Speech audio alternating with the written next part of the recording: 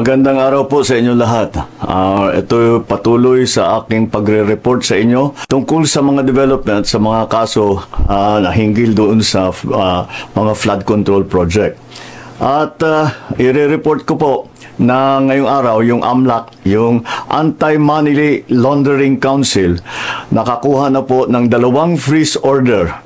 This brings the total amount of assets frozen to about 12 billion pesos. Kasama po dito ang mga air asset ni Saldico, ang value mga 4 billion.